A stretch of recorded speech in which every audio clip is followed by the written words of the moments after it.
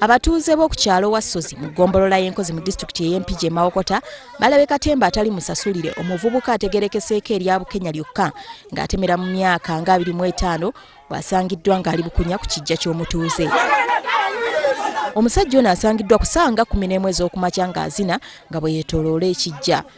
Okusinziira ku nnyini kijja Sserwadda Kiryango aliko omuku gwe yamuwa eddagala abasezi obutaddamu kwemakulira ku kijja kye.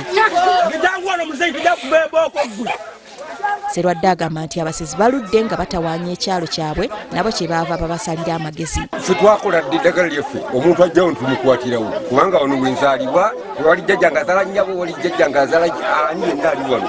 Wabula omusajja ono obwedda abantu bamukuba olube wabula nga talina kyanyega era nga yeetooloola bwetooloozi. Wabula oluvannyuma atuuse n'okutabukira abatuuze abamu abadde bamutambuza n'abagoba. Wadde abatuuze bayagadde omusajja ono okumwetoolooza ekyalo tebakisobodde. Era wano Sserwadda wagambidde nti okuggyako ng'aliko eddagala lyakoze erimusumulula tasobola kuvaawo.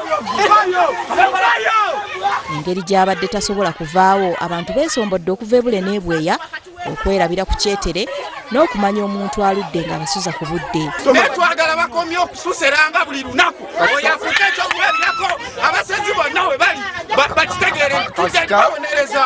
Wabula nannyini bijja agaanye okumusumulula kyokka ng'abatuuze baagala okumutambuza ekyalo era bwe bigaanye ne basalawo okumutambuza ku mpaka kyokka naye n'agaana n'atandika kulwanagana n'abatuuze era abamu tebamuviiridde ekaawo.